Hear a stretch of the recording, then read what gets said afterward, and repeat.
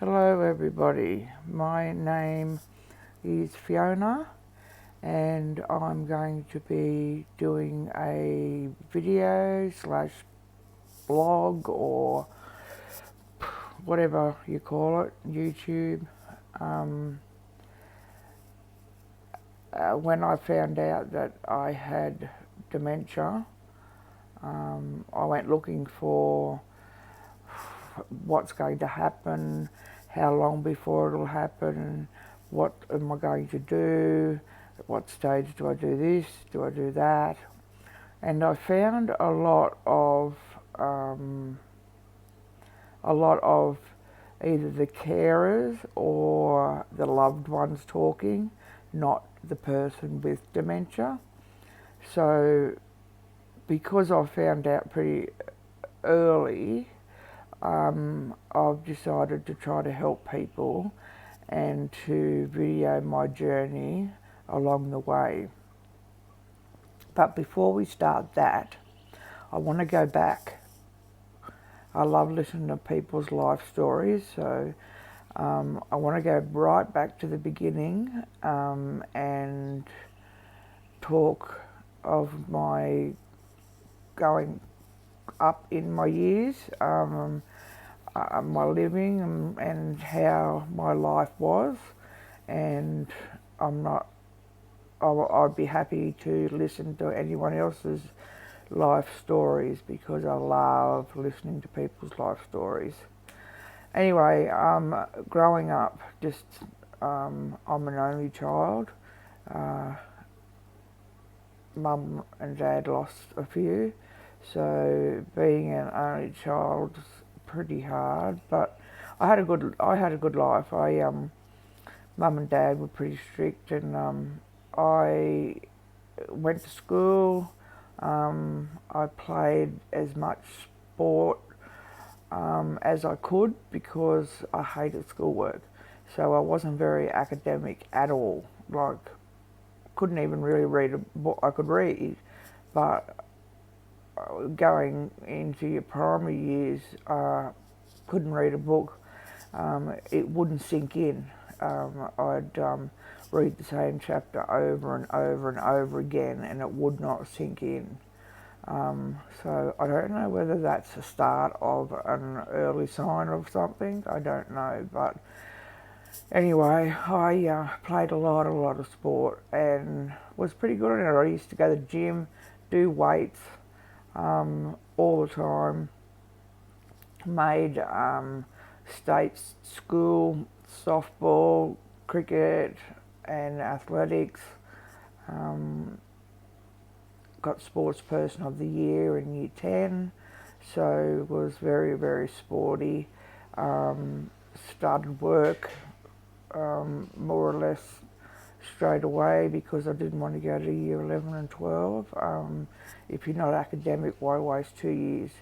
That's 2 years of working that you can earn some money. I'm sorry, that's the dementia because trying to think. Short-term memory is shocking. Anyway, so yes, I went into the cotton and chip weeds when I was younger. I did that for a couple of years, seasonal work. Worked at Coles at the checkout. While I was doing that, I used to go away every 5th week and did a vet nurse course. I was a vet nurse for a while. Then I went back out into the cotton, but I went onto a cotton farm, so I lived out there. I did droving. Sat on a horse, droving cattle for, I don't know, a month or so. Loved that. Loved the freedom. Being on the road, sleeping in the swag. I love that life. Laid back, have a campfire. Anyway, then later on I come back, I worked in the cotton, as I said, on the cotton farms for a while. then I was casual in the cotton gins, and that seasonal work, putting the cotton through and bringing it out ready to go overseas to be made into clothes, into a mill. I stayed there for 14 years, so by the end of it I was a warehouse manager. Used to export anywhere up to 500,000 bales. We ginned our own, he bought others in, exported in containers, like had cotton going here, there and everywhere, like absolutely flat out. Working about 18 hours a day in the prime days. Just being at work all the time, sometimes having to go in at midnight, and yeah, it was a lot. And I was full time, so before the cotton got a lot, I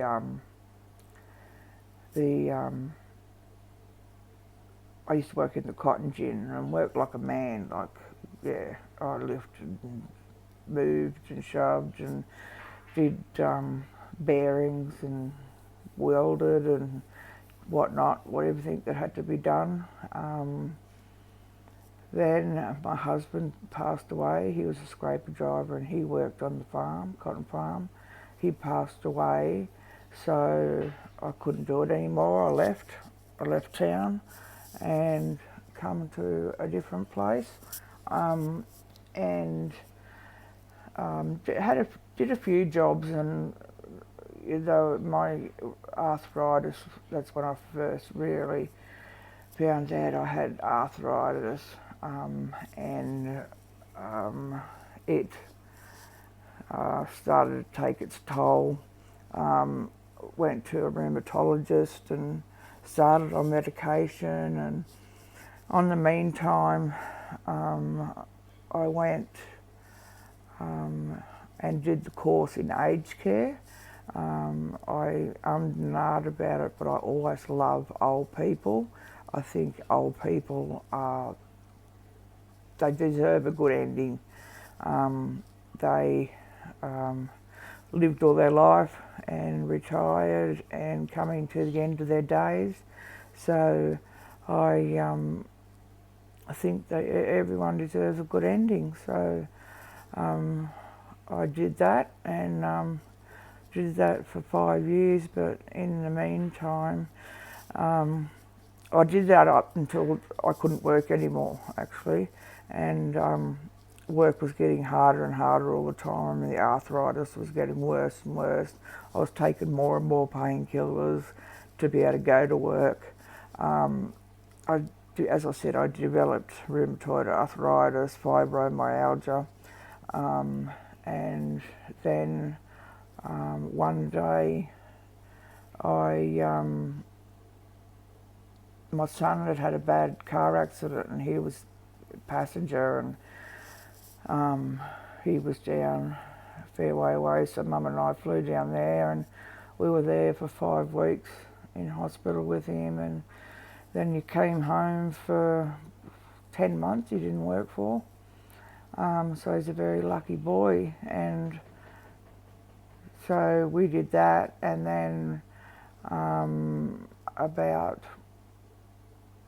went back to work. We've been about 6 weeks.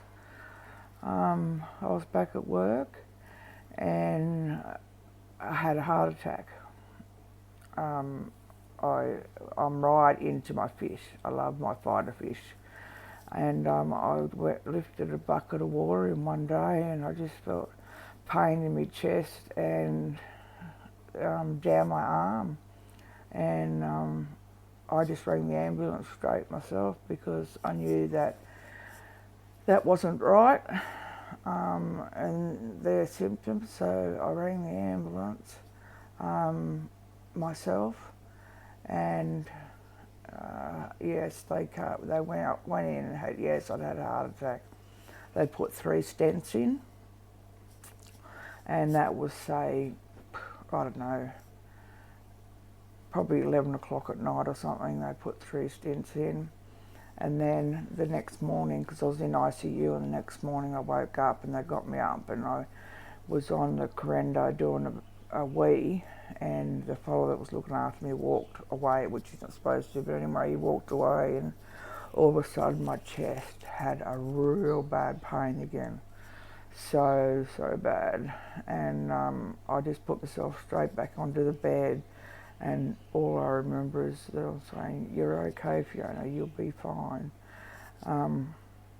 But he went in to do and have another look, put the dye in, angiogram, put the dye in to have a look what's going on.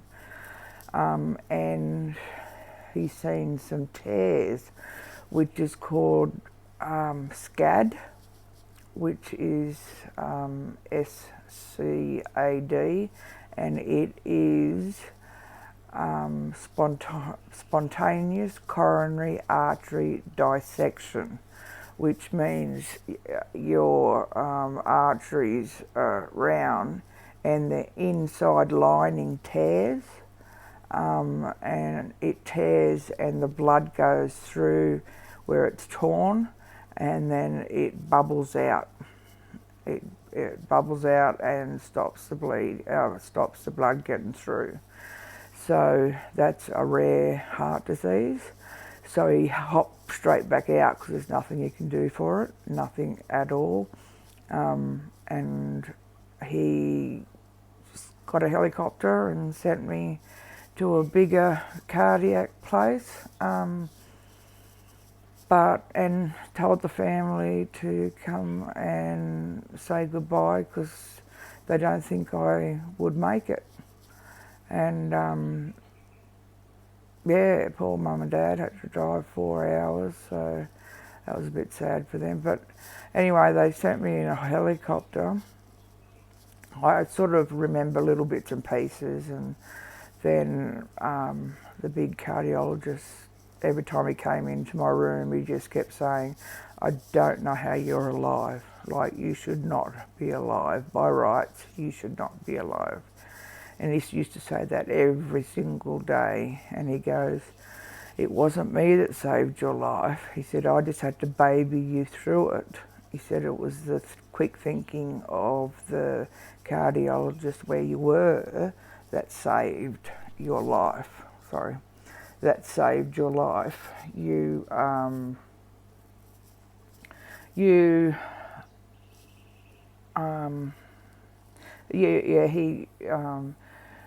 all the medications he injected, like thinning blood out and doing all that sort of stuff straight away.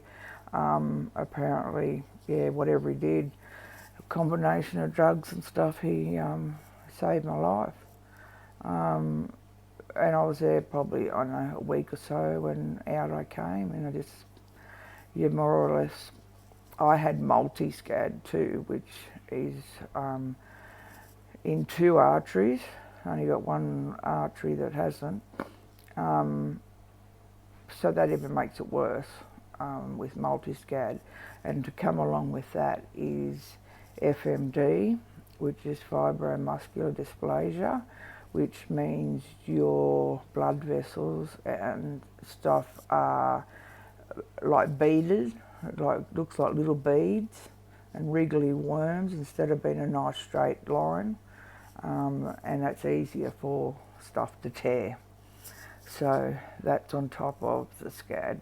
So the only thing they said that they can do for me is if I'm in pain and I can't get it under control, or I need oxygen.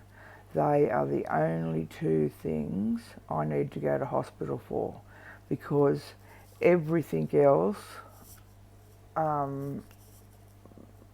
they can't do. They can't operate on me. I can't have any anaesthetic. They can't cut me open. Nothing, because the medication I'm on, my blood's thin, and that's the only thing that's keeping me alive, is the medication. And I'm in heart failure. more or less. So I'm on my last lifeline. I was 50 when I first had my heart attack. I'm only 51 now. That was bad finding that out because it was no more work again. So one day you're at work, the next day you've retired, like you're not allowed to work again. You're in heart failure, you can't do anything. And then, so I had the arthritis, osteoarthritis, fibromyalgia, the SCAD, the FMD, bipolar, depression, anxiety. Then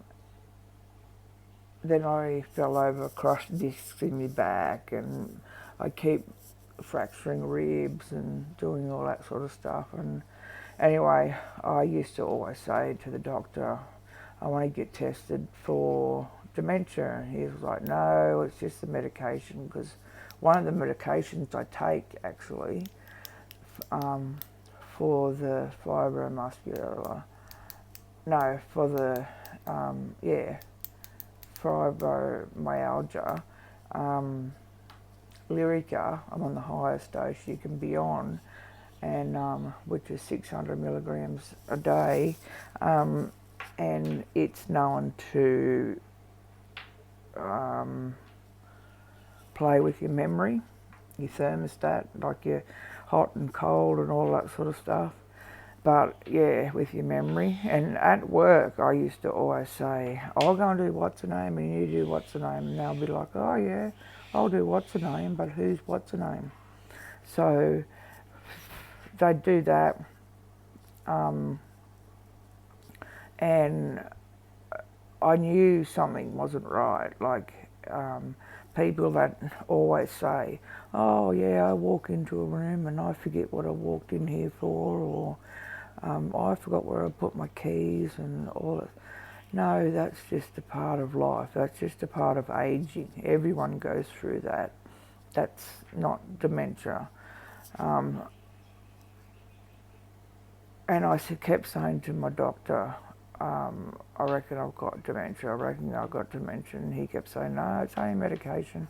Anyway, he tested me with the 20 questions, whatever it is, that first page they do, and I got 60 out of 20. He goes, I'll refer you to a neurologist. Then by the time I got to a neurologist, they did a test on me, and I don't know what score I did, but he ordered a PET scan, which tells you straight away, so I don't know why other people don't. Like, yeah, I don't know why other people don't get to know for a long time. But anyway, he done a PET scan and there it was. So I went in, had to make an appointment with him, went in, and I walked in with my walking stick or my walker, whichever one, and he said, is that your mother out there with you? And I said, yeah. And he said, what's her name? I said, Denise. He said, I'll go and get her. And I said, okay. Even then, I wasn't expecting him to say, you have dementia. I was thinking that he would say, the medication is mucking with your memory. You've got two choices. You can go off the medication and be really sore, or you can stay on the medication and you will start losing your memory slowly. But no, when Mum came in and we sat down, he's like, I haven't got any good news. You've got dementia. And it doesn't really sink in. And he's like, it's FTD dementia, which is frontal temporal dementia. And yeah, and he just said that there's nothing I can do, there's nothing I could say, there's nothing I can give you, There's nothing at all I can do for you. Like, you don't even need to come and see me again. There's no reason. He said, you might stay the same as you are now for a while and plateau, and then you might go straight down, downhill. You might plateau again, or you might keep going straight downhill. Just everyone's different. There's no, but the average the average time is 6 years. That's on average that people get with FTD, with dementia. It's completely different. Where Alzheimer's you can have for 10, 20 years, until they're, 80, 90 or something like that. Well, that's not going to happen. So you walk out of there and you go, oh, FTD dementia. So that's when I looked online. That's all I did, day and night. Just went on YouTube online. I was looking and I was reading about it, and I just couldn't get enough of knowing what's going to happen, where I'm going to end up, what I'm going to end up doing or saying or being, or all that sort of stuff. What goes first, what doesn't go first, so, and everyone's different, but I will go into that a little bit later. I just more or less wanted to give you a bit of my quick life story, rave on a bit, and get to know everybody, and I hope people get on board, and I am happy to talk to you about your life story, or if you just want to have a rant, or you just want someone to talk to, just send me an email, just anything you like. So you can follow, email, add stuff, do anything. I'm all about trying to help each other, or helping someone, at least one person. And I don't know where I'm going to go from now. I got told I had FTD dementia at the beginning of the year. I know my short-term memory is getting worse. I know that, but I'm very complex because of everything else that's happened as well as the dementia, like with my heart and my arthritis and everything else that's going on. All the medication works against each other.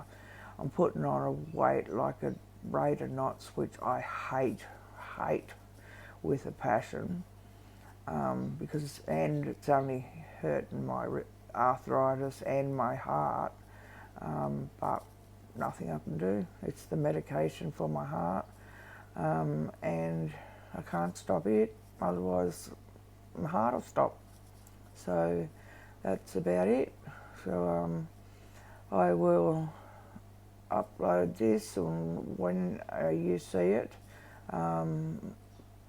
press follow and see where this takes us. I want to keep adding stuff and just keep going with my life story as I get worse and worse with dementia. I think, it's good for people to talk about it, have somewhere that they want to talk about it, or someone else might know something, or there might be a doctor that sees it and wants to jump on board, or whatever. Everyone else is around me is thinking it's a good idea, only because I can start from now and do my journey through my dementia, and as I can't do it anymore, my workers will start doing a little bit for me, so we can go to this journey. So good, I can't wait to meet you all, and have a good day, and I will talk to you very soon.